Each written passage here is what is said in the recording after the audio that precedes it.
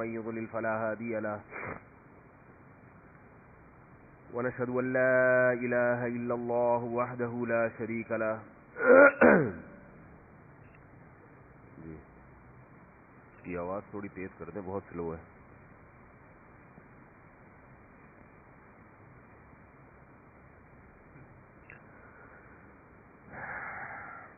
الحمد لله نحمده ونستعينه ونستغفره ونؤمن به ونتوكل عليه ونعوذ بالله من شرور أنفسنا ومن سيئات أعمالنا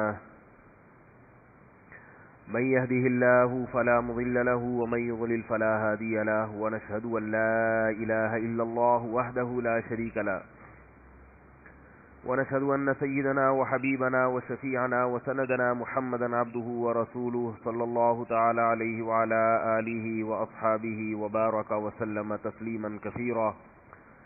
أما بعد فأعوذ بالله من الشيطان الرجيم. بسم الله الرحمن الرحيم. يا أيها الذين آمنوا ادخلوا في السلم كافة ولا تتبعوا خطوات الشيطان. تھوڑی سی اور آواز بڑھائیں یار. ولا تتبعوا خطوات الشيطان انه لكم عدو مبين. اب صحیح ہے. 2-3 ہفتوں سے قرآن مجید میں مذکور ایک واقعہ اس پر بیان چل رہا ہے اور اس سے جو ملنے والے اسباب تھے اس پہ کچھ روشنی ڈالی جا رہی تھی. واقعہ بیان کیا تھا کہ صحیح حدیث میں ہے رسول اللہ صلی اللہ علیہ وسلم نے پچھلی امتوں میں سے ایک بادشاہ کا واقعہ بیان کیا کہ بادشاہ کے پاس ایک جادوگر تھا. جادوگر کی موت کا وقت آنے لگا تو جادوگر نے کہا کہ میں کسی نوجوان کو یہ جادو کا علم سکھاتا ہوں. تو ایک نوجوان تھا، وہ جادوگر کے پاس جایا کرتا. راستے میں کسی راہب کی عبادت گاہ بھی تھی. راہب کے پاس سے ہو کے جاتا اور واپسی پہ بھی راہب کے پاس سے ہو کے گزرتا. تو زیادہ اثر کس کا ہونا شروع ہو گیا؟ راہب کا. اس لیے کہ راہب کی جو باتیں تھیں وہ اٹریکٹیو تھیں، اس میں کشش زیادہ تھی. اور جادوگر کی جو باتیں تھیں ان باتوں میں دنیا تو اسے بہت نظر آ رہی تھی، دولت بھی بہت نظر آ رہی تھی، عزت بھی نظر آ رہی تھی، مگر ضمیر ملامت کر رہا تھا. اس پر میں نے کچھ بات کی تھی. بعض دفعہ انسان ایسا کام کرنا چاہتا ہے جو اس کے نفس کا تقاضا ہوتا ہے، اس کے دل کی خواہش ہوتی ہے، مگر ضمیر ملامت کرتا ہے. تو جو غیرت مند لوگ ہیں وہ اپنے ضمیر کی آواز کو سنتے ہیں اور ضمیر کی پکار پر لبیک کہتے ہیں اور اپنی دنیا کو قربان کر دیتے ہیں. اور جن میں غیرت نہیں ہے وہ ایسے موقع پر، آزمائش کے موقع پر، اپنے ضمیر کی آواز کو کچل دیتے ہیں اور اپنی خواہشات کو پورا کر لیتے ہیں. اور ایسے ہی وقت آزمائش میں انسان جب پورا اترتا ہے تو اللہ کا مقرب بن جاتا ہے. اللہ کا مقرب بن جاتا ہے. ہمارے ایک دوست ہیں، انہوں نے کل بڑا دلچسپ واقعہ سنایا اپنی زندگی کا. بتایا کہ میں کہیں غلط کیس میں جیل میں پھنس گیا تھا. کسی ٹرسٹ کے تھرو خوراک تقسیم کر رہے تھے. تو لمبا قصہ ہے، بہرحال ان کو جیل ہو گئی. کہتے ہیں میں بھی تھا، میرے ساتھ میرے دوست بھی تھے. وہ جو دوست تھا وہ نو مسلم تھا، نیا نیا اسلام قبول کیا تھا. اس نے بہری مذہب سے اسلام قبول کیا تھا تبلیغی جماعت کی برکت سے. تو کہتے ہیں کہ ہم جیل میں جب پھنس گئے اور اتنا زیادہ ہمیں ٹارچر کیا گیا تو ہم نے اللہ سے دعا مانگی. ہم نے دونوں نے ایک دوسرے سے کہا کہ بھئی یہ تو ہمارے لیے ناقابل برداشت ہے. تو کہتے ہیں کہ ہمیں وہ واقعہ یاد آیا کہ ایک غار کا منہ پتھر سے بند ہو گیا تھا. غار کا منہ پتھر سے بند ہو گیا تھا, مشہور واقعہ ہے نا. تو تین آدمی غار کے اندر پھنس گئے.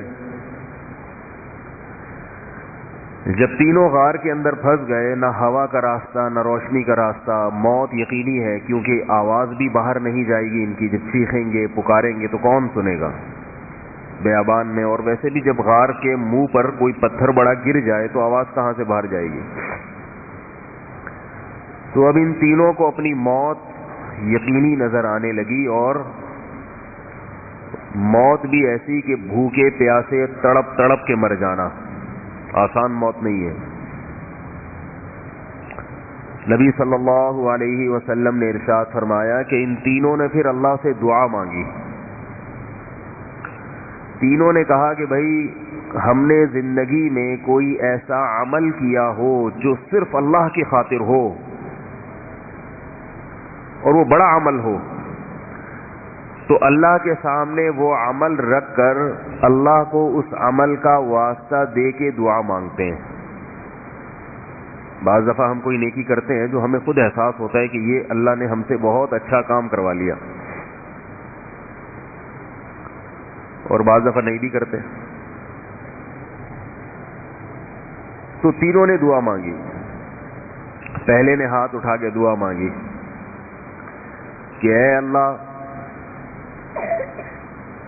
کانت ابنۃ عم لی وکنت احبها کاشد ما يحب الرجال النساء. اے اللہ میرے چچا کی بیٹی تھی, میں اس پہ عاشق تھا بہت زیادہ, اور زنا کرنا چاہتا تھا, بدکاری کرنا چاہتا تھا, لیکن وہ قدرت نہیں دیتی تھی. یہاں تک کہ قحط پڑ گیا, میرے پاس مال تھا,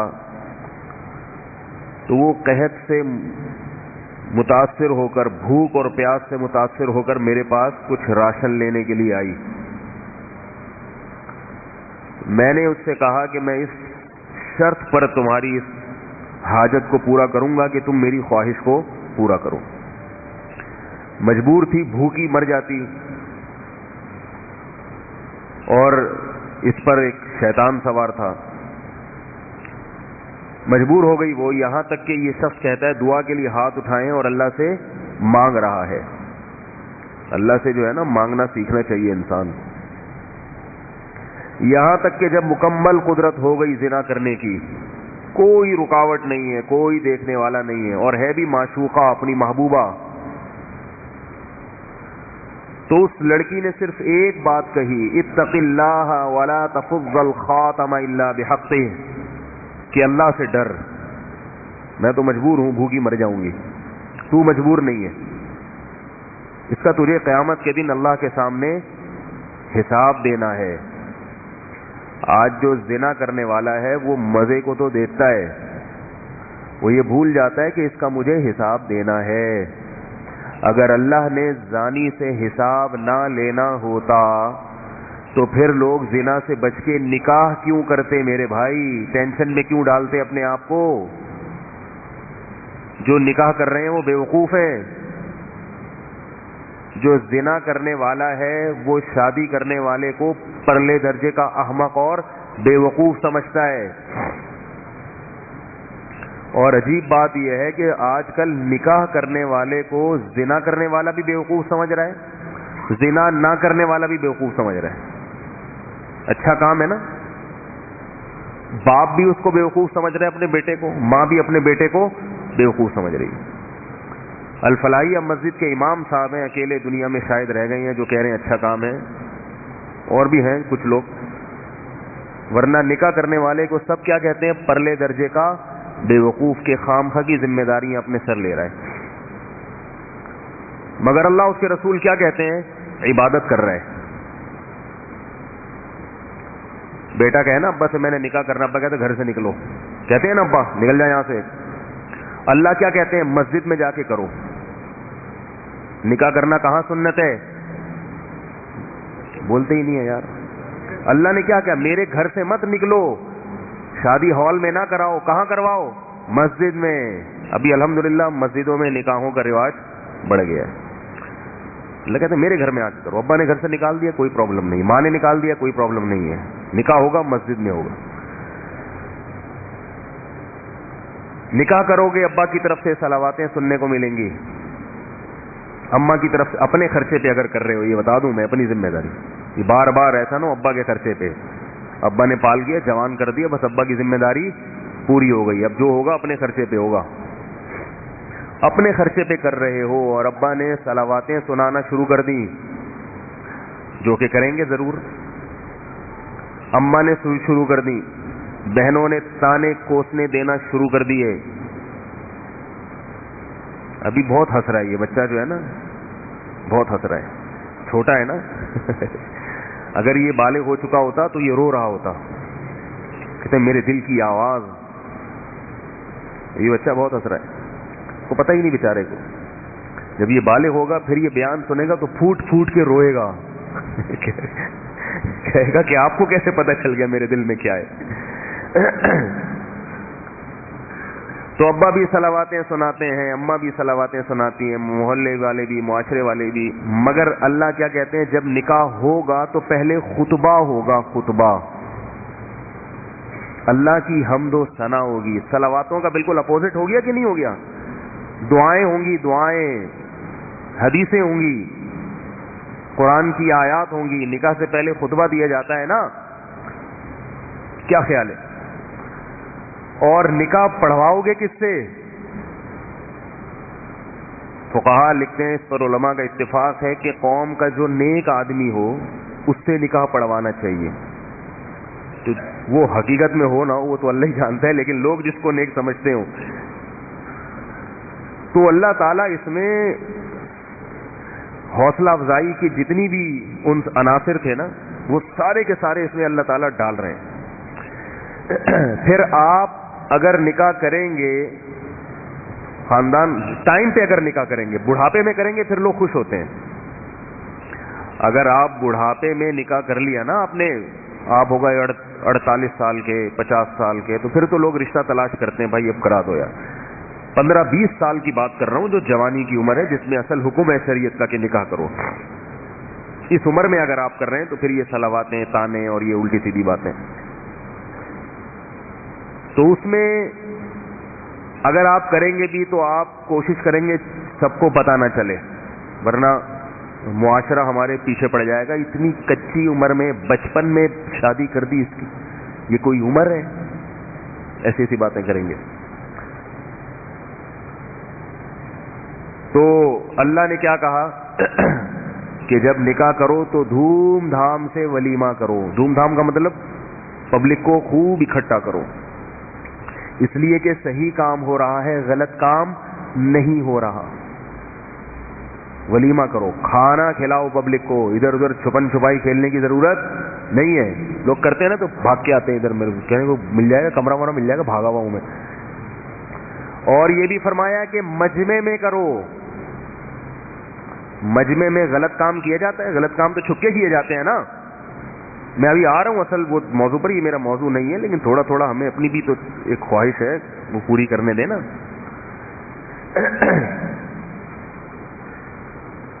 اعلنوا النکاح, نبی نے فرمایا نکاح علی الاعلان کرو, علی الاعلان. غلط کام علی الاعلان ہوتا ہے؟ بولو بھائی, چھپ کے. ابا کہہ رہے ہیں اگر تو نے کیا مجھے پتہ نہیں چلنا چاہیے ورنہ تیری ٹانگیں توڑ دوں گا. اماں کہہ رہی اگر پتہ چلا کہ تو نے 17 سال کی عمر میں شادی کر لی, اتنے موٹے موٹے آنسو, میں قوم کو کیا منہ دکھاؤں. اپنے خرچے پہ کیے اس نے 17 سال پہ, اگر کوئی جاب لگ گئی ہے, کوئی وراثت میں پیسے مل گئے, اپنے خرچے کی بات کر رہا ہوں, یہ ذہن میں رکھو. تو اماں کیا تانا دیتی ہیں, ابا کیا تانا دیتے ہیں, پتہ نہیں چلنا چاہیے کسی کو. تو اللہ کیا کہتے ہیں اپنے حبیب صلی اللہ علیہ وسلم کی زبان سے, اعلنوا النکاح, نکاح علی الاعلان کرو. پبلک کو بتاؤ کہ ہو گئی ہے یا ہو رہی ہے، تاکہ پبلک میں جو کمانے بیٹھے ہوئے ہیں ان کو بھی شرم آئے کہ یہ 17 سال کے ہو کے کر سکتا ہے اور ہم 47 کے ہو گئے. اور ایک اور عجیب جملہ کہا، وَلَوْ بِالدَّفْ، ڈھول بھی بجاؤ. ویسے ڈھول بجانا منع ہے نا، وہ ایک ڈھول بجانا منع پہ ایک واقعہ ایسا آتا ہے کہ ایک مولوی صاحب ہمیشہ ڈھول کے خلاف بیان کیا کرتے تھے کہ ڈھول بجانا منع ہے، ڈھول بجانا منع ہے. اب ان کا بچہ گم گیا تو لوگوں نے کہا بھائی ڈھول بجا کے ڈھنڈورا پیٹو پورے محلے کو. پہلے زمانے میں ڈھول بجتا تھا سب اکٹھے ہوتے تھے، بھائی کیا ہو رہا ہے تو بتاؤ میرا بچہ گم گیا. اب وہ ڈھول بجانا منع ہے، وہ تو ساری زندگی بیان یہ کرتے رہیں گے ڈھول بجانا منع ہے، تو پبلک کو اکٹھا کیسے کریں؟ تو انہوں نے کہا چلو ڈھول لے کے نکلو اور یہی اعلان کرو کہ ڈھول بجانا منع ہے. ٹھیک ہے نا؟ تو وہ ڈھول لے کے نکلتے تھے اور لوگوں سے کہتے لوگوں میرا بچہ گم گیا اور ڈھول بجانا منع ہے. لوگ کہتے تھے بھائی ڈھول کیوں بجاؤ رہے؟ کہ نہیں تمہیں اس لیے تاکہ آپ کو ایک شرعی مسئلے کا علم ہو جائے، لوگ اکٹھے ہوں ان کو پتہ چلے کہ ڈھول بجانا منع ہے. خیر، تو نبی نے کیا فرمایا؟ دف بجاؤ، ڈھول. ڈھول کا مقصد یہ ہے کہ جب ڈھول بجے گا تو سارے محلے کو خبر ہو جائے گا کہ فلانے کی فلانی کے ساتھ شادی ہو گئی. تو کتنی حوصلہ افزائی ہے دیکھو. اس لیے بار بار میں کہتا ہوں کہ یہ جو اپنی چادر ہے نا، اس کی ماحول اور رسم و رواج کی چادر، اس کو اٹھا کے باہر پھینک دو، ورنہ یہ معاشرہ تمہیں کسی کام کا نہیں چھوڑے گا. یہ اچھے کام پہ اپریشیٹ نہیں کرتا، یہ ہمیشہ غلط باتوں کی ترغیب دیتا ہے. وَإِن تُطِعْ أَكْثَرَ مَن فِي الْأَرْضِ يُضِلُّوكَ عَن سَبِيلِ اللَّهِ، اللہ فرماتے ہیں اگر زمین میں اکثریت کو فالو کرو گے تو یہ تمہیں اللہ کے راستے سے ہٹا دیں گے. تو ان 3 غار میں جو چھپے ہوئے لوگ تھے انہوں نے دعا مانگی. ایک نے کہا کہ اللہ جب وہ چچا زاد بہن جس سے میں عاشق تھا اس سے مجھے مکمل قدرت ہو گئی تو اس لڑکی نے کیا کہا؟ اتق اللہ، میں تو مجبور ہوں، تو مجبور نہیں ہے، اللہ سے ڈر. میں یہ عرض کر رہا تھا کہ زانی یہ بھول جاتا ہے کہ اس کا مجھے قیامت کے دن حساب دینا ہے، حساب دینا ہے اس کا. اور زانی پر ایک پھٹکار دنیا میں برستی ہے، وہ آخرت میں بعد میں، وہ یہ کہ اس کو جو گھریلو زندگی ہے وہ اس کی تباہ و برباد ہو جاتی ہے. اپنی زوجہ کی طرف رغبت ختم، روزانہ نئے مزے بدلنے کا شوق، اس سے اس کی لائف کیا ہوتی ہے؟ ڈسٹرب ہو جاتی ہے، ذہنی سکون خراب ہو جاتا ہے. جو حلال پر قناعت کرنے والے لوگ ہیں وہ خوش رہتے ہیں، وہ دیکھتے ہی نہیں دائیں بائیں کیا ہو رہا ہے، سکون سے زندگی گزرتی ہے ان کی. اور جو یاد رکھو جو زانی ہے نا، زانی، اس کا بڑھاپا بڑا خطرناک ہوتا ہے، بڑھاپا بڑا خطرناک ہوتا ہے. نکاح کرنے والے کا بڑھاپا آسانی سے گزر جاتا ہے بال بچوں میں. زنا کرنے والے کو بڑھاپے میں شوق وہی ہوتے ہیں جو جوانی میں تھے. یہ یاد رکھو، شوق ختم نہیں ہوتا. اگر کوئی یہ سمجھتا ہے کہ جوانی میں زنا کا شوق ہے یہ بڑھاپے میں خود بخود ختم ہو جائے گا تو یہ بہت بڑی بھول ہے. اگر بڑھاپے میں زنا کی خواہش ختم ہو جاتی تو نبی صلی اللہ علیہ وسلم کی یہ وعید نہ ہوتی کہ قیامت کے دن اللہ بوڑھے زانی کی طرف نظر اٹھا کے بھی نہیں دیکھیں گے. قوت ختم ہو جاتی ہے، طاقت ختم ہو جاتی ہے، خواہش ختم نہیں ہوتی. اور اس سے بڑا عذاب کیا ہوگا کہ ایک چیز کی خواہش ہے مگر اسے پورا کرنے کی قوت نہیں ہے. کسی چیز کا دل چاہ رہا ہے آپ کا مگر آپ اس خواہش کو پورا کر نہیں سکتے. یہ تو 24 گھنٹے کی ٹینشن ہے یا نہیں ہے؟ کیوں نہیں سمجھ میں آ رہی بات بھائی؟ خواہش ختم نہیں ہوتی بوڑھے میں اگر اس نے جوانی میں اپنے آپ کو کنٹرول نہ کیا ہو. جس شخص نے جوانی میں بدنظری نہیں چھوڑی، آپ اس کا بڑھاپا دیکھو، بڑھاپے میں بہت خطرناک نظر باز ہوتا ہے، وہ بہت خطرناک ہوتا ہے. اور پھر اس بدنظری کی پھٹکار اس کے چہرے پہ بھی پڑتی ہے اور توبہ کی توفیق پھر اکثر نصیب نہیں ہوتی. لوگ یہ سمجھتے ہیں کہ جوانی ہے تو بڑھاپا جب آئے گا تو خود بخود چھوٹ جائے گا. نہیں چھوٹتا, خود بخود اور پختہ ہو جاتا ہے, اور پختہ.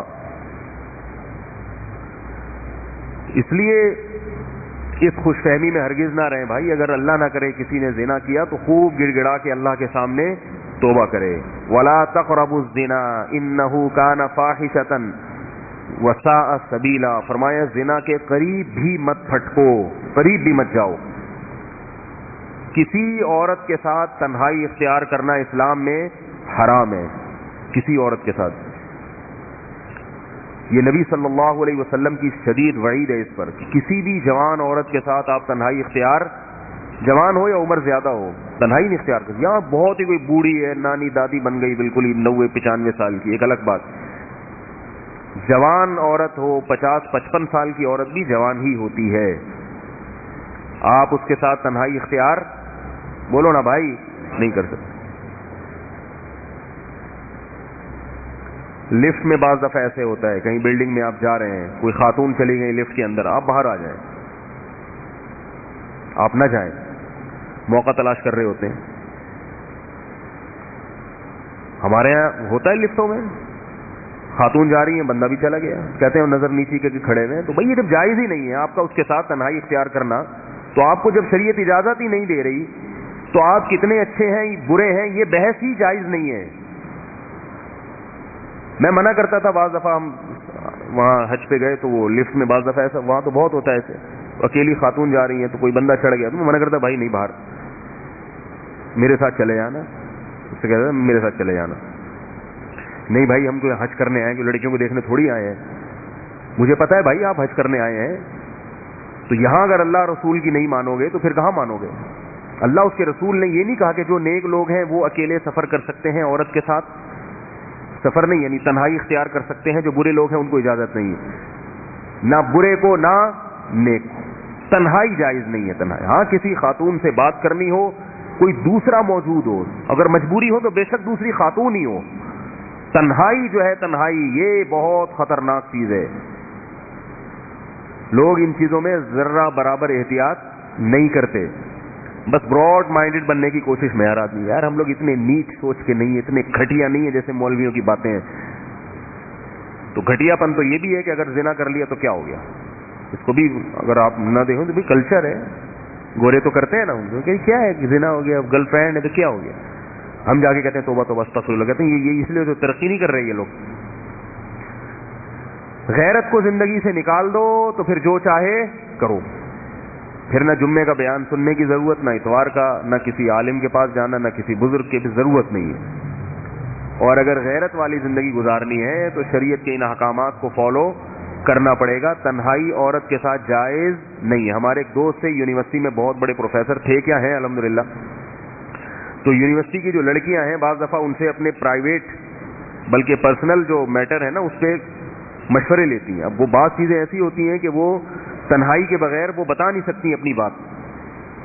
تو وہ مجھے بتا رہے تھے کہ میرے سے مشورہ لینے کے لیے جب کوئی لڑکی بیٹھتی ہے اسکول میں, کلاس میں, تو اب مسئلہ یہ ہوتا ہے کہ کسی اور کی موجودگی میں وہ بات نہیں کرنا چاہتی. تو میں نے کہا کہ یا تو آپ اس سے موبائل پہ بات کر لیں, اور اگر یہ ممکن نہیں ہے تو کلاس کا دروازہ کھول کے رکھیں مکمل.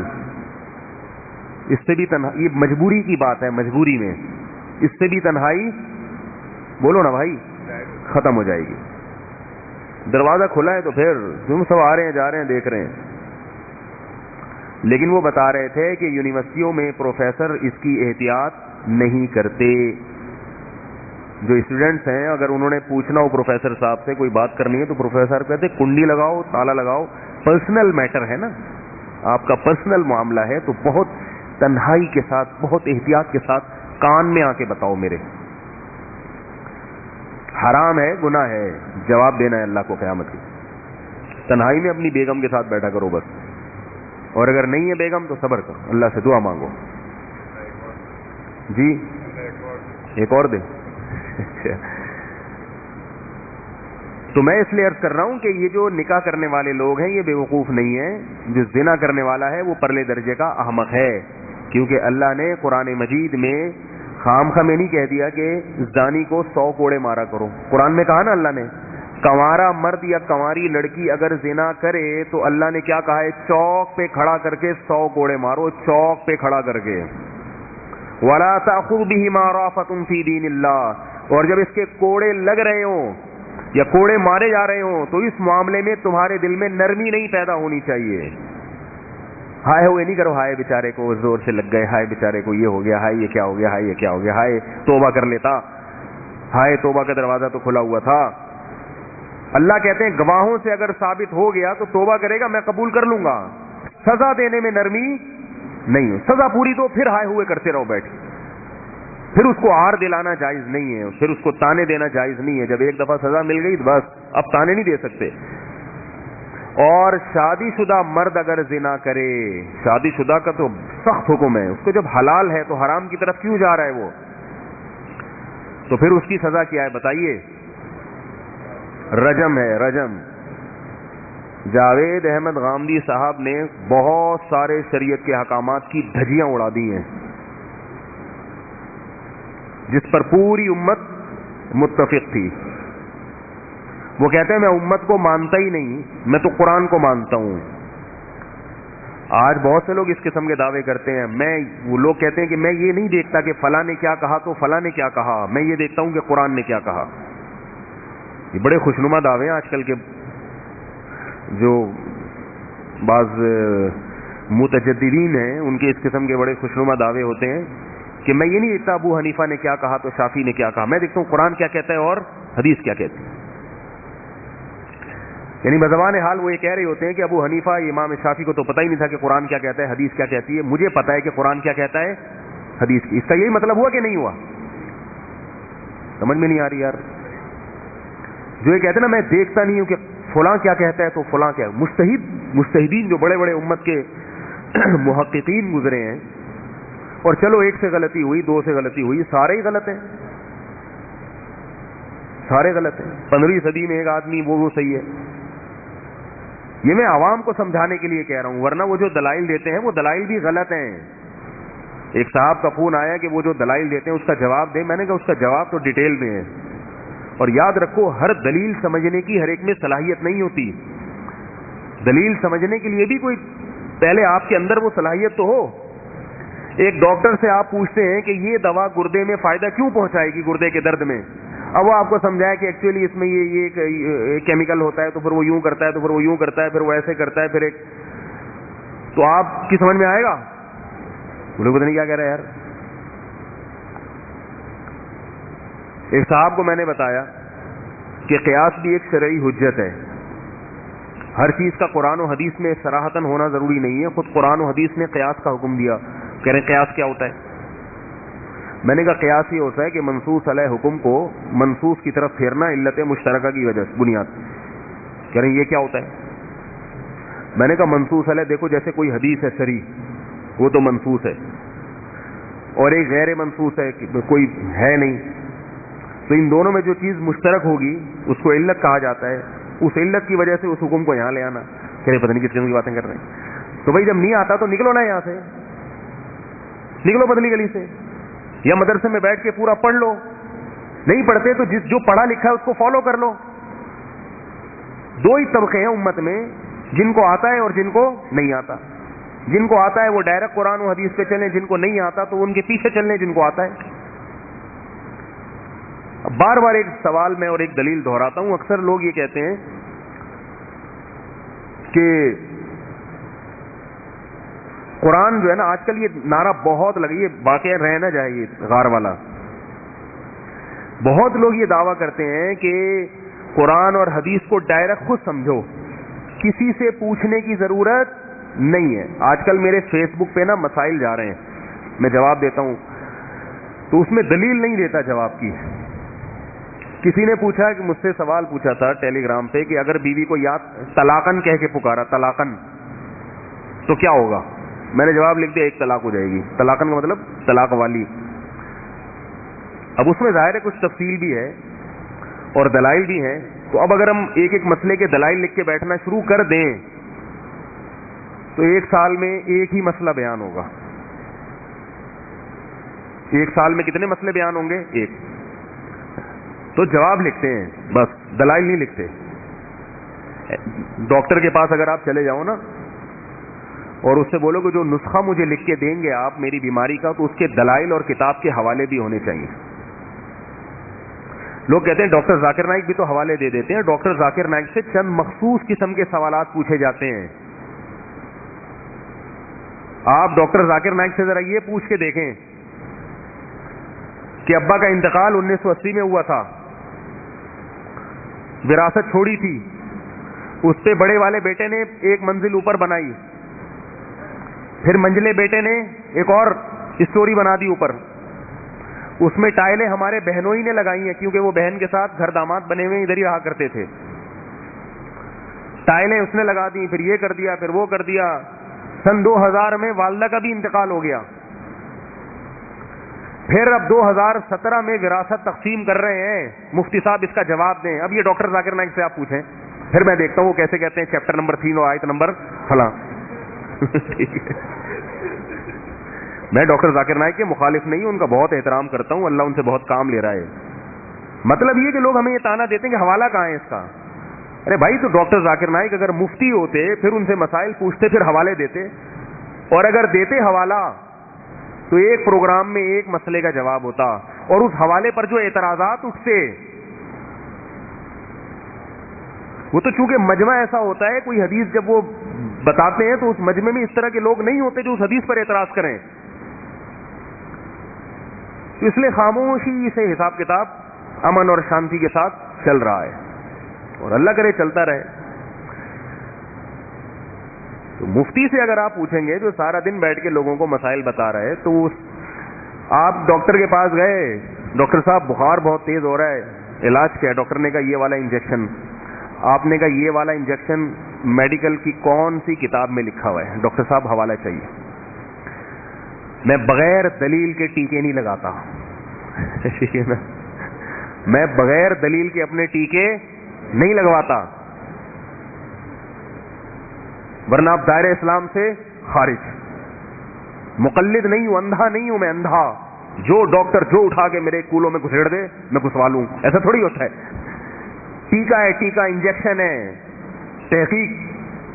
ڈاکٹر گھبرا گیا نا دھمکیوں سے، اڑے ہوئی گئی، ورنہ میں تمہاری جو ہے نا وہ ڈگری اس کو چیلنج کر دوں گا عدالت میں. اب ڈاکٹر نے کتابیں نکالی، نیٹ پہ سرچ کیا بھائی اس انجیکشن میں جو جو کیمیکل ہیں، اور وہ پھر ڈاکٹروں کے وہ بھی حوالے ہی دے گا نا ڈاکٹروں کے ہی. فلاں آئنسٹائن تو خیر سائنسدان تھا، وہ ایک فلاں ڈاکٹر ہے، اس کی ریسرچ تھی، ایسے پورے حوالے کر کے 2 گھنٹے لگے اور پھر ایک ٹیکا لگا دیا. لے بھائی نکل گیا. دوسرا آیا، پیشنٹ آ رہا ہے، ڈاکٹر صاحب کھانسی ہے، یہ لے بھائی کھانسی کا سیرپ. سب یہ والا کیوں، وہ والا کیوں نہیں؟ سیرپ تو سارے ہی صحیح ہیں، یہ والا کیوں دیا، وہ والا کیوں نہیں دیا؟ ڈاکٹر صاحب نیٹ پہ بیٹھ گئے کھول کے، اس سیرپ کی وجہ کہ بھائی اتنا فٹ اتنے قد انچ ہو کسی انسان کا، اتنا ویٹ ہو، اس کے لحاظ سے یہ والا سیرپ، اور اس قسم کی کھانسی ہو، یہ والا سیرپ آپ کی صحت کے لیے مناسب ہے. تو اس نے کہا کہ پھر بہرحال چلا گیا وہ. تیسرا آیا، ڈاکٹر صاحب نے کہا کہ بھائی آپ بخار ہے تیز، پیناڈول. نے کہا ڈاکٹر صاحب پونسٹون، وہ کیا ہے؟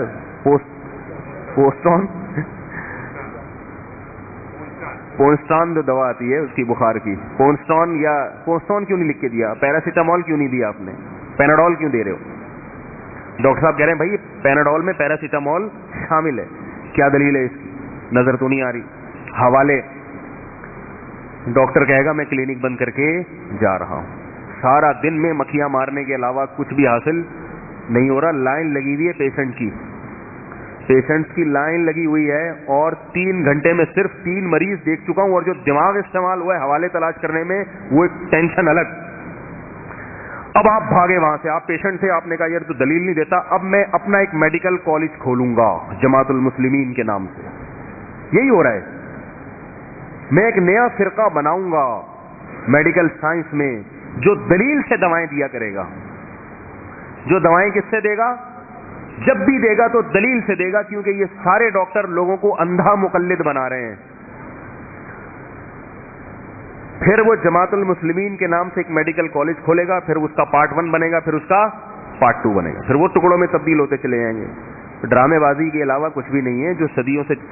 آپ لوگ کہتے ہیں نا غلط علماء بھی تو ہوتے ہیں، تو بھائی صحیح کو پہچان لو. صحیح بھی تو ہوتے ہیں اگر غلط ہوتے ہیں. جیسے صحیح اور غلط ڈاکٹر میں پہچان کرنے کے لیے دماغ لڑاتے ہو، تو ایسے ہی صحیح عالم میں اور جاہل عالم میں یا باطل عالم میں اس میں پہچان کرنے کے لیے تھوڑا سا دماغ لڑا لیا کرو، اور اندازہ ہو جاتا ہے انسان کو. پھر ان کی تقلید ہی کرنی ہے، ان کی پیروی کرنی ہے. واٹس ایپ پہ ایک صاحب نے مجھے کہا کہ سعودی عرب کے جو شیخ بن باز رحمہ اللہ تعالیٰ تھے، مفتی اعظم تھے، وہ کسی کی تقلید نہیں کرتے تھے. وہ فقہ حنبلی کو فالو تو کرتے تھے، مگر وہ کہتے تھے کہ میں امام احمد کی تقلید نہیں کرتا، میں صرف قرآن و سنت کو مانتا ہوں، اس کے حساب سے فتویٰ دیتا ہوں میں. تو وہ واٹس ایپ میں جنہوں نے مجھے میسج بھیجا، ان کا نظریہ یہ تھا کہ دیکھو ان کا مذہب صحیح ہے، اور ہمارے بارے میں کہا کہ آپ لوگ تو امام ابو حنیفہ کو فالو کرتے ہو. سوال سمجھ میں آیا؟ یعنی یہاں کے علماء تو امام ابو حنیفہ کو فالو کر رہے ہیں، اور سعودیہ کے جو مفتی اعظم ہیں وہ کسی کو فالو نہیں کر رہے. وہ کس کو فالو کر رہے ہیں؟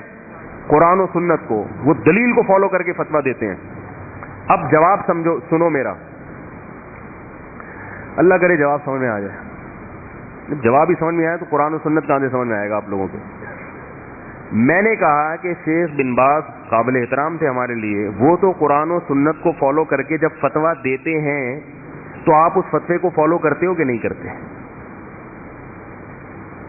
یا آپ پھر ڈائریکٹ قرآن و سنت ہی کو فالو کرتے ہو؟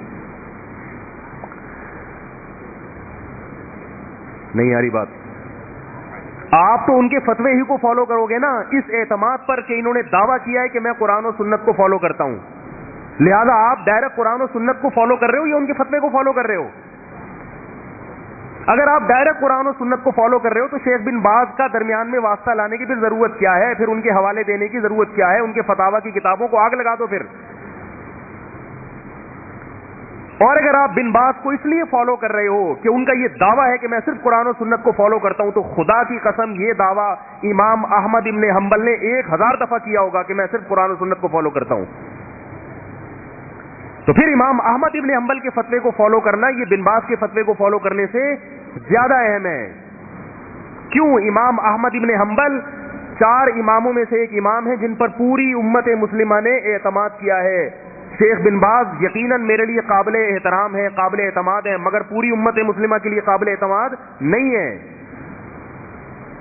ان کے بہت سے فتاویٰ پر امت کی اکثریت نے اعتراض کیا کہ یہ غلط ہیں، جس میں 3 طلاق کا مسئلہ بھی ہے.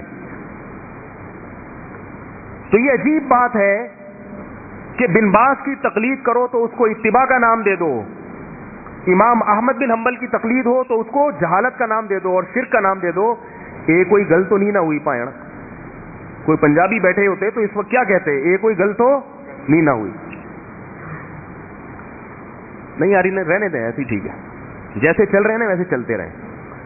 اٹھا کر پھینک دو باہر گلی میں، نئی تہذیب کے انڈے ہیں گندے. ہمارا دین یتیم نہیں ہے کہ آج کوئی 15ویں صدی میں بیٹھ کے قرآن و حدیث ہمیں سمجھا رہا ہو. یہ تحقیقات چلی آ رہی ہیں، اور جتنا پیچھے جائیں گے، جتنا اسلاف کو فالو کریں گے، اتنا قرآن و سنت کے قریب ہو جائیں گے. اور جتنا بعد والے لوگوں کو فالو کریں گے، نام قرآن و سنت کا ہوگا مگر قرآن و سنت سے اتنا ہی دور ہٹتے چلے جائیں گے. بات قرآن و سنت کی نہیں ہے، قرآن و سنت کی تشریح کی ہے. تشریح کیا کرتے ہو آپ قرآن و سنت کی؟ عوام کو قرآن و سنت کی تشریح کے نام پہ بیوقوف بنانا بہت آسان ہے، بہت آسان. اگر تشریح کے نام پہ بیوقوف بنایا جائے تو ہر آدمی نے قرآن و سنت کا لیبل لگایا ہوا ہے اور لوگوں کو اسلاف سے بدگمان بھی کر رہا ہے، اور کہتا اپنے آپ کو کیا ہے کہ میں صرف اسلاف کو فالو کرتا ہوں، میں بعد والوں کو فالو نہیں کرتا. یعنی بعد والے کسی اور کو فالو کیا کرتے تھے. یہ بات یاد رکھیں، یہ امت یتیم نہیں ہے کہ یہ پورا ایک سلسلہ ہمارا، 1 سیکنڈ کے لیے بھی امت کبھی گمراہی پہ جمع نہیں ہوئی ہے، کیونکہ محمد صلی اللہ علیہ وسلم آخری نبی ہیں. آپ کے بعد اللہ نے علماء کو انبیاء کا وارث بنایا ہے، اور آپ کے بعد نہ کوئی نبی آئے گا نہ کوئی مذہب آئے گا. لہذا ہر دور میں اس مذہب کی حفاظت اللہ تعالیٰ کرتے رہیں گے. کل ایک میسج آیا میرے پاس جماعت المسلمین والوں کی طرف سے. میسج میں یہ تھا کہ کیا نبی کے دور میں حنفی تھے, کیا نبی کے دور میں اہل حدیث تھے, کیا نبی کے دور میں دیوبندی تھے, کیا نبی کے دور میں بریلوی تھے؟ کچھ بھی نہیں تھا. نبی کے دور میں صرف اور صرف کون تھے؟ مسلم تھے. آؤ جماعت المسلمین میں شامل ہو جاؤ. بڑے خوبصورت نعرے ہیں. کیا نبی کے دور میں جماعت المسلمین نام کی کوئی مسجد تھی؟ مسجد المسلمین بولو بھائی. نبی کے دور میں تو نمرہ مسجد تھی, مسجد نبوی تھی, مسجد قباء تھی, مسجد جن تھی. حالانکہ مسجدیں تو قرآن میں کیا کہ ان المساجد للہ, مسجدیں صرف کس کی ہوتی ہیں؟ اللہ کی. جن کی مسجد, مسجد جن. تو یہ تو صحابہ پر اعتراض ہوتا ہے, نبی پر ہوتا ہے. جن کی مسجد, اس کا نام مسجد جن رکھ دیا. ارے بھائی کسی کا نام رکھنے سے یہ لازم نہیں آتا کہ اس کی جو تعریف ہے یا اس کے جو اوصاف ہیں وہ اوصاف تبدیل ہو گئے. حقیقت تھوڑی تبدیل ہوتی ہے. پانی کو آپ اگر دودھ کہنا شروع کر دو تو پانی پھر بھی پانی رہے گا. اگر ڈاکٹر نے آپ کو کہا کہ پانی پیا کرو پیاس کے وقت, آپ چائنیز تھے, چائنیز زبان میں مثال کے طور پر پانی کو دودھ کہا جاتا ہے. ایک مثال دے رہا ہوں, کہا نہیں جاتا کہ چائنا جا کے دودھ مانگنا شروع کر دیں آپ لوگ. تو آپ جب اس کو اپنی زبان میں ڈیفائن کرو گے تو کیا کہو گے؟ بھائی دودھ چاہیے. لوگ کہیں گے دودھ تو دودھ ہوتا. بولو میں, ہمارے یہاں دودھ کس کو کہا جاتا ہے؟ پانی کو کہا جاتا ہے. الفاظ میں نہیں الجھو, الفاظ میں الجھنے کی اجازت نہیں ہے ہمیں. جن کی مسجد تھی جماعت اور ان لوگوں کی مسجدوں کے نام کیا ہوتے ہیں؟ مسجد المسلمین. مطلب یہ کہ باقیوں جو ہے نا وہ مسجد الکافرین ہے. نام ایسا فرقہ وارانہ نہ رکھا ہے کہ الفلاحیہ مسجد تو مسلمین کی ہے ہی نہیں. تو یاد رکھو یہ جو دیوبندی بریلوی اہل حدیث کہا جاتا ہے اس لیے کہا جاتا ہے کہ یہ سب ایک دوسرے کو مسلمان سمجھتے ہیں. اب اگر ان میں کوئی فرقہ اپنا نام مسلم رکھ لیتا تو یہ دوسرے پر تانا ہوتا کہ گویا کہ یہ غیر مسلم ہے, کیونکہ سب مسلم ہیں. تو جب کافر کے سامنے ہمارا تعارف ہوگا تو دیوبندی بریلوی اہل حدیث سے نہیں ہوگا, پھر ہوگا مسلم اور غیر مسلم سے. لیکن جب مسلمان کا آپس میں تعارف ہوگا پھر یہ نہیں کہ میں مسلم, اس کا مطلب وہ کہے گا میں کیا کافر ہوں جو. اس کی مثال ایسے ہے جیسے آپ, ہم سب پاکستانی ہیں نا, کنٹری کے لحاظ سے, ملک کے لحاظ سے ہم سب کیا ہیں؟ پاکستانی. سارے یہاں پاکستانی بیٹھے. اب یہ سارے یورپ میں چلے گئے, کسی کنٹری میں جمع ہوئے, میز پہ بیٹھے ہوئے ہیں, کھانا کھا رہے ہیں 4 آدمی. ایک جاپانی بیٹھا ہوا ہے, ایک فرانسیسی بیٹھا ہوا ہے, ایک امریکی بیٹھا ہوا ہے, ادھر ایک پاکستانی ہے جس میں ایک پنجابی, ایک سندھی, ایک مہاجر ہے. تو اب وہاں جب تعارف ہوگا تو سندھی پنجابی مہاجر سے نہیں ہوگا, بلکہ یہ امریکی ہے, یہ جاپانی ہے, یہ فرانسیسی ہے, اور یہ کیا ہے؟ پاکستانی. لیکن جب پاکستان میں سب بیٹھے ہوئے ہیں, سب کو پتا ہے کہ پاکستانی ہے, سب اپنا شناختی کارڈ یہاں چپکا کے بیٹھے ہوئے, پاسپورٹ ہاتھ میں ہے سب کے. اب جب آپ پوچھیں گے بھائی تم کیا ہو, تو کہے گا یار میں تو پنجابی ہوں, یار میں تو لاہوری ہوں, یار میں تو سندھی ہوں, حیدرآبادی ہوں. اپن حیدرآبادی اپن بولتے ہیں نا, اپن تو کیا ہے؟ حیدرآبادی ہے.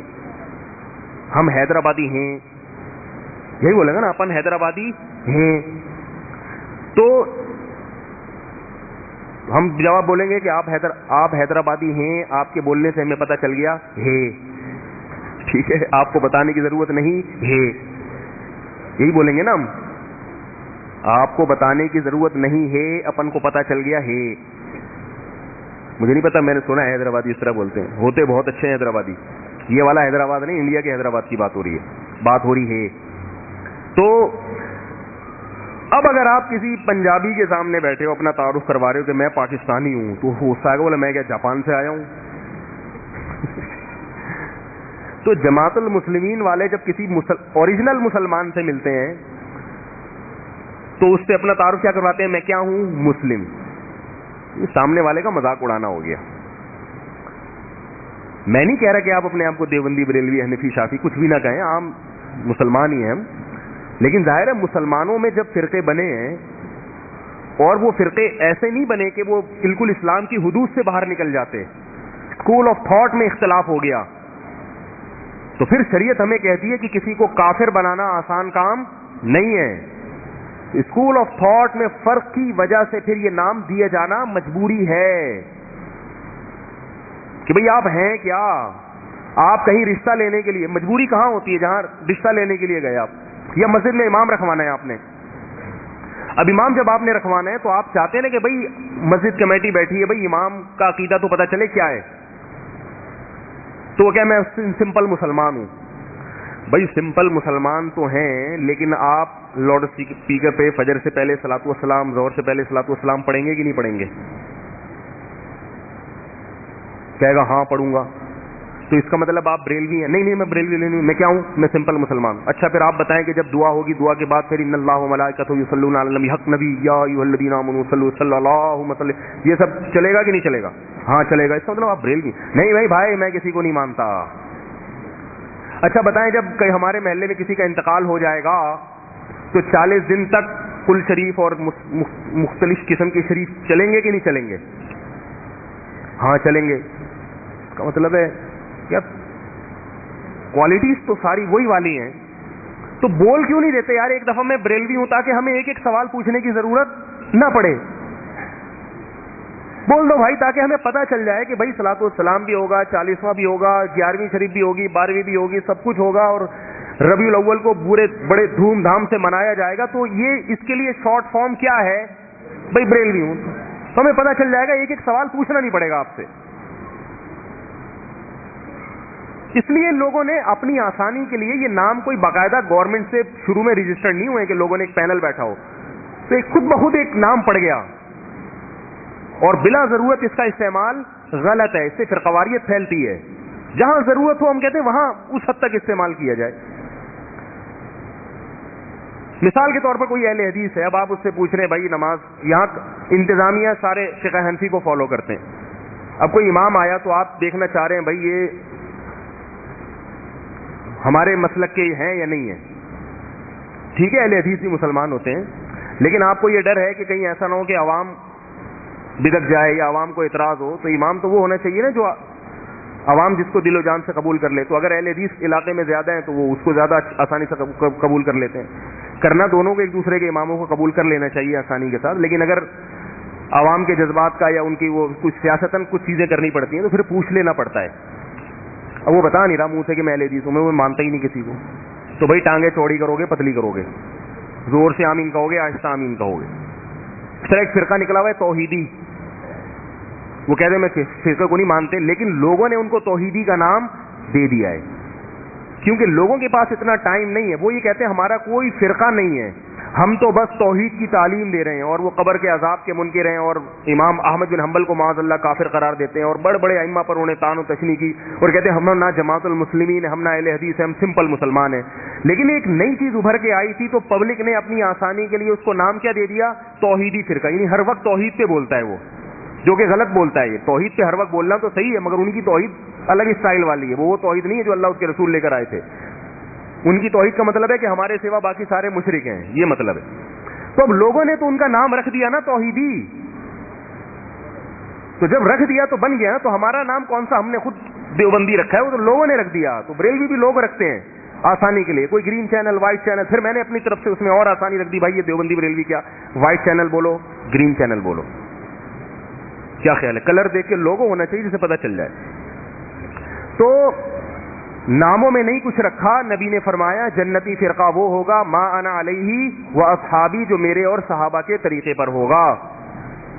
عقائد میں صحابہ کو فالو کرنے کا حکم ہے، فروعی مسائل میں صحابہ کو فالو کرنے کا حکم ہے، اور اگر صحابہ کا کسی مسئلے میں اختلاف ہو پھر دونوں طرف صحیح ہے. پھر اگر دو رائے ہیں، کوئی ٹانگے، کوئی زور سے آمین کہہ رہا ہے، آہستہ آمین کہہ رہا ہے، تو اس کا مطلب دونوں صحیح ہیں، کیونکہ صحابہ میں زور سے والے بھی تھے اور آہستہ والے بھی. پھر تو جہنم اور جنت کی بات ہی ختم ہو گئی یہاں پہ. تو اسی طرح جماعت المسلمین کا اپنا ہے کہ وہ اس نے واٹس ایپ پہ بھیجا میں مسلم ہوں. کہہ رہے وہ نبی کے دور میں تو نہ حنفی تھے، نہ یہ تھا نہ وہ تھا. میں نے کہا نبی کے دور میں اس قسم کا کوئی مسلم بھی نہیں تھا جس کی بنیاد 1978 میں رکھی گئی ہو کھوکھرا پار میں. یہ والا مسلم نبی کے دور میں دکھاؤ. نہیں آ رہی بات سمجھ میں؟ یہ والا تھوڑی تھا. تو بات کہاں سے کہاں چلی جاتی ہے. میں یہ کر رہا تھا وہ جو غار کا دروازہ بند ہوا تو انہوں نے کہا کہ میں جو ہوں، اس لڑکی نے کہا اتق اللہ ولا تفض الخاتم الا بحقہ، اللہ سے ڈر. تو اس شخص کے دل میں اللہ کا خوف پیدا ہو گیا. ایسی کنڈیشن میں جب اپنی محبوبہ پر قدرت ہو اور وہ مجبور ہو اور دیکھنے والا کوئی نہ ہو تو یہ پیچھے ہٹ گیا. کس کے خوف سے؟ اللہ کے خوف سے کہ جن کا جواب دینا ہے. تو اب دعا مانگ رہا ہے اللہم ان کنت فعلت ھذا ابتغاء وجہک فاکشف عنا ما نحن فیہ. اے اللہ اگر میں نے یہ کام تجھے راضی کرنے کے لیے کیا تھا، ظاہر ہے اللہ کے علاوہ یہ کام کسی اور کو خوش کرنے کے لیے نہیں ہو سکتا، کوئی دیکھنے والا نہیں ہے. اگر اللہ تیری رضا تھی تو آج جس مصیبت میں میں مبتلا ہوں اس مصیبت کو مجھ سے دور کر دے. غار کا دروازہ تھوڑا سا سرک گیا. ہم خود تو اللہ کے لیے کبھی کچھ کرتے نہیں ہیں، اللہ سے شکایتیں کرتے ہیں کہ وہ تو ہمارے لیے کچھ کرتا ہی نہیں، حالانکہ اللہ پھر بھی بہت کچھ کر رہا ہے ہمارے لیے، مانتے نہیں ہیں. غار کا دروازہ سرکا ہے اتنا کہ سانس آنا شروع ہو گیا ان کا. دوسرے نے دعا مانگی اے اللہ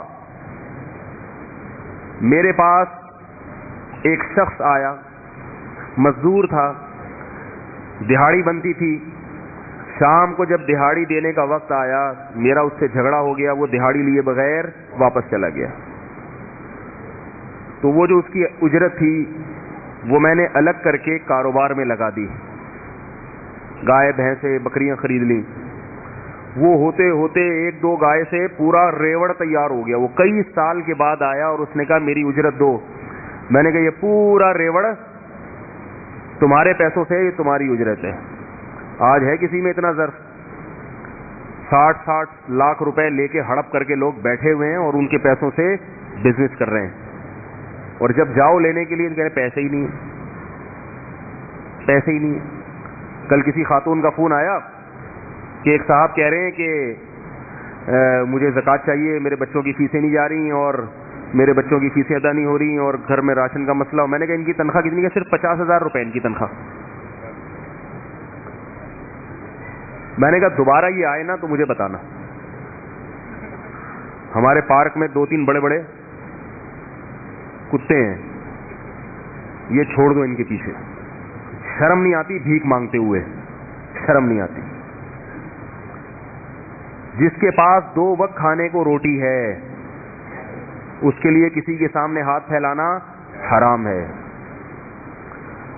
اگلے دن کے لیے آپ ہاتھ نہیں پھیلا سکتے. آپ صبح اٹھے آپ کو پتا ہے کہ میرے بازوؤں میں اتنی طاقت ہے کہ آج میں 2 وقت کا کھانا خود بھی کھا سکتا ہوں، اپنی بیوی کو بھی کھلا سکتا ہوں اور بچوں کو بھی. 3 ٹائم کا نہیں.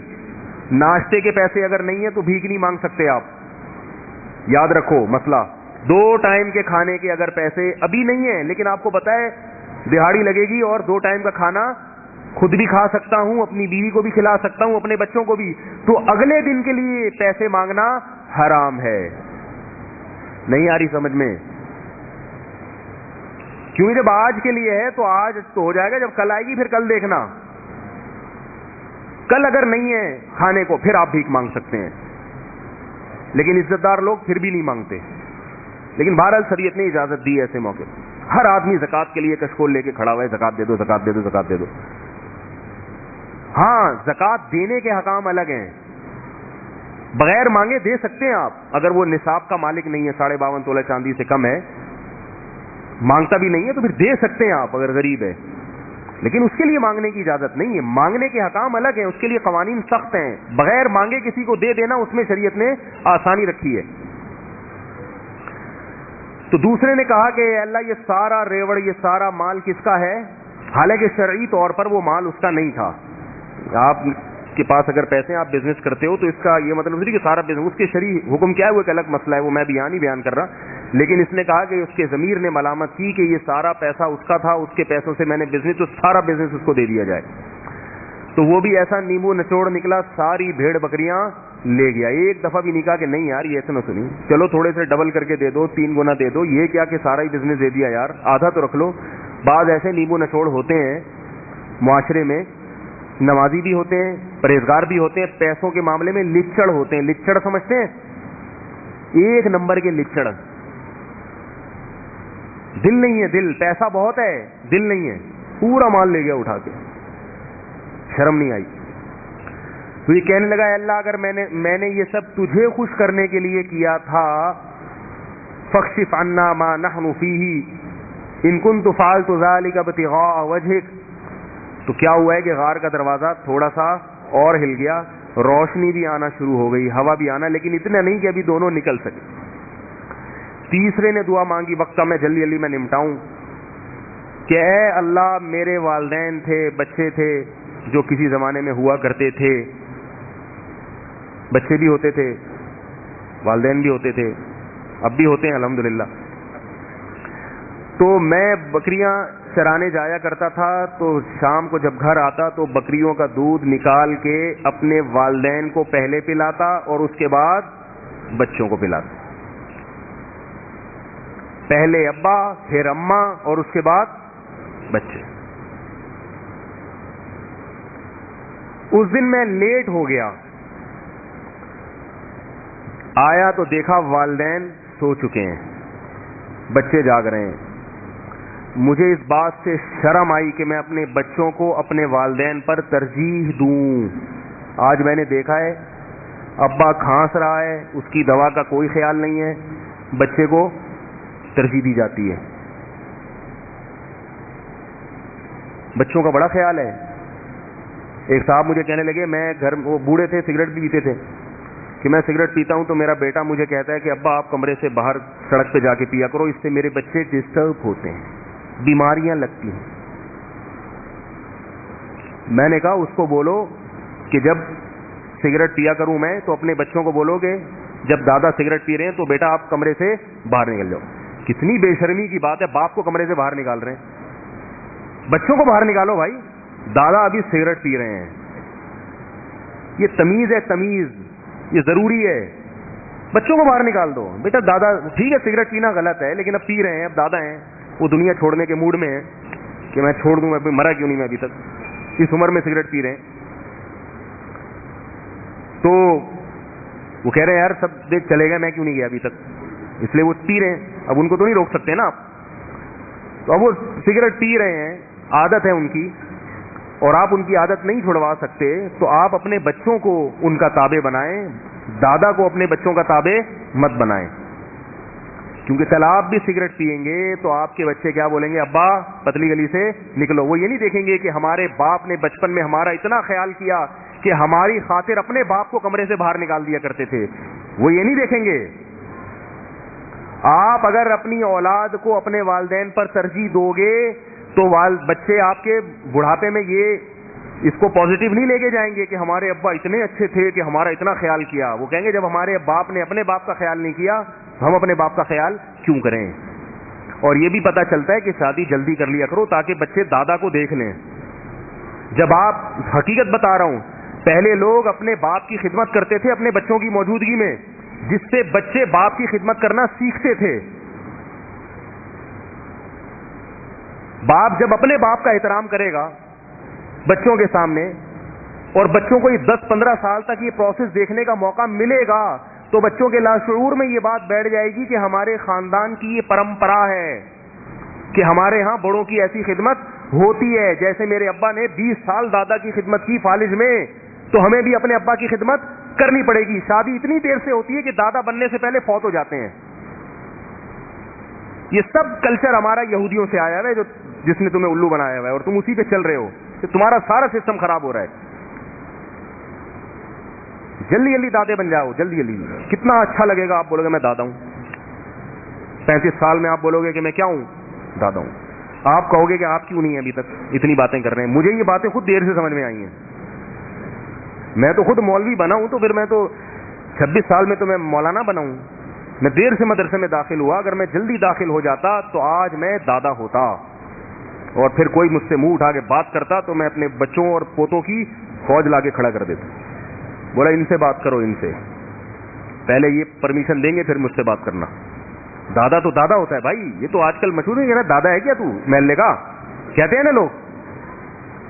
تو جوانی میں دادا دادی نانا نانی جوانی میں بن جایا کرو, بڑے فائدے ہیں اس میں. اور بچے پالنا کوئی ٹینشن نہیں ہے, یہ مسلط کیا ہوا ہے ہم نے. یاد رکھو ماں باپ بچوں کو نہیں پالتے, بچے ماں باپ کو پالتے ہیں. جس گھر میں بچے ہوں نا تو ماں باپ خود بخود پل جاتے ہیں. بچے نہیں ہوں تو آپس میں لڑتے رہتے ہیں, ٹینشن رہتی ہے ان کو. بچے تو جوڑ پیدا کرتے ہیں, خاندانوں کو ملاتے ہیں. انٹرٹینمنٹ کا ایک سب سے بہترین ذریعہ ہے بچہ. ان کی باتیں، ان کی سوچ، ان کی چھلانگیں، ان کی وہ عجیب عجیب چیزیں، وہ آپ ان کی حرکتیں تو دیکھو، ہر بچہ ایک نئی چیز ہوتا ہے وہ، تو وہ پالتے ہیں آپ کو، آپ کی ٹینشن دور کرتے ہیں. تو خیر وہ اس نے کیا کہا، اس نے کہا کہ اے اللہ، میں نے اپنے والدین، وہ میرے بچے آئے کہ ہمیں چاہیے دودھ، میں نے کہا کہ میں اگر والدین کو جگاؤں گا تو نیند خراب ہوگی، اور اگر اپنی اولاد کو پہلے پلا دوں گا تو یہ میرا معمول نہیں ہے کہ اپنی اولاد کو اپنے والدین پر ترجیح دوں. ساری رات پیالہ لے کے ان کے سر کے کنارے کھڑا رہا ہوں کہ خود ہی آنکھ کھلے گی تو مانگیں گے اور میں ان کو پیش کروں گا، اور بچے میرے پاؤں میں رو رہے ہیں. یہاں تک کہ فجر ہو گئی، صبح کا وقت ہو گیا، فجر کا ٹائم ہو گیا، والدین کی آنکھ کھلی اور میں نے ان کو دودھ پلایا، پھر وہ بچا ہوا بچوں کو پلایا. اللہم ان کنت فعلت ذلک ابتغاء وجہک، اے اللہ اگر یہ میں نے تجھے خوش کرنے کے لیے کیا ہے، فاکشف عنا ما نحن فیہ، جس مصیبت میں مبتلا ہوں اے اللہ تو ہمیں اس مصیبت سے نجات دے دے. حدیث میں آتا ہے کہ وہ غار کا جو پتھر تھا وہ لڑکا، فخرجوا ينطلقون او كما قال صلی اللہ علیہ وسلم، سب آرام سے نکل گئے. کتنی بڑی مصیبت سے اللہ نے بچا لی. جیسے اللہ دنیا کی مصیبتوں سے بچاتا ہے، آخرت میں اس سے بھی بڑی بڑی مصیبتوں سے اللہ تعالیٰ تقوی پر بچائے گا. تو بات یہاں سے شروع ہوئی تھی کہ وہ جو جادوگر کا، ہاں وہ جو ہمارے دو دوست جیل میں تھے انہوں نے واقعہ سنایا تھا، وہ پھر میں اگلے ہفتے سناؤں گا، وقت پورا ہو گیا ہے تو اگلے ہفتے مجھے یاد دلائیے گا وہ واقعہ بھی، اور پھر وہ نوجوان والا واقعہ کہ وہ راہب کے پاس سے گزرتا تھا اور اس نے قربانی دی تھی، تو قربانی پہ اللہ نے کتنا نوازا. اگلے ہفتے پھر یہاں سے ملیں گے آپ سے، لائن پہ رہیے گا آپ لوگ. ہاں وہ ڈھول کی بات آئی ہے، پھر یہ وقت پورا ہو گیا ہے. دعا کے وقت میں بتاتا ہوں کہ شادی میں ڈھول بجانا جس میں حدیث کا میں ذکر ہے وہ یہ والا ڈھول نہیں ہے. وہ کون سا والا ڈھول ہے وہ بتاؤں گا آپ کو میں، وہ دعا کے وقت میں، تاکہ وقت جو ہے دے دیا تو اس سے جو ہے نا وہ بیان ختم ہو جائے. اللہ تعالیٰ عمل کی توفیق عطا فرمائے. آپ لوگ فی الحال دف وف نہ بجائیں، ٹھیک ہے؟ بجانا ہو تو سمپل دف نہیں ہوتا، بالکل ڈھم ڈھم ڈھم، اس کی گنجائش ہے، بالکل سادہ. اور صرف ڈھول بجانے پر اکتفا کریں، ناچیں نہیں اس کے ساتھ. تو اگر شادی کرنی ہو